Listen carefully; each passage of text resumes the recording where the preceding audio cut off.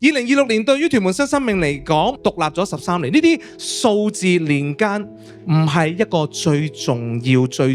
嘅，更加重要呢個13嘅週年係講緊神喺我哋嘅教會當中，喺唔同弟兄姊妹嘅生命嘅裏面不斷成就咗唔同嘅工作，到今日13年啦，哇，都仲喺度，呢班就係留下來的人，你係好值得被鼓勵、被鼓掌，因為你係留下來的人。教會似乎唔係一個聚會咁簡單，即係我嚟一次唔需要有下次嘅延續嘅。教會係神嘅家嘅時候，似乎我哋更加應該用一個家嘅觀念，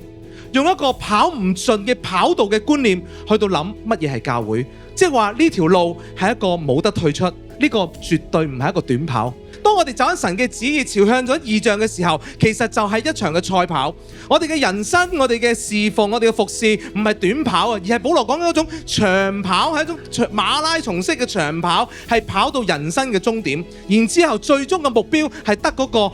不會朽壞嘅獎賞。只有堅持到底嘅人，先至能夠完成整個比賽留下來嘅人。你會攰㗎，你會挫折㗎，你會灰心㗎，你都會經歷失敗㗎，你都會有恐懼㗎。但我哋感謝神，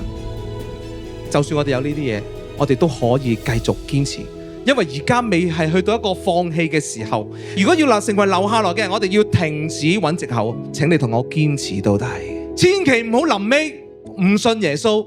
臨尾放棄信仰，臨尾放屁嘅心態去到追求信仰。No， 係堅持到底嘅。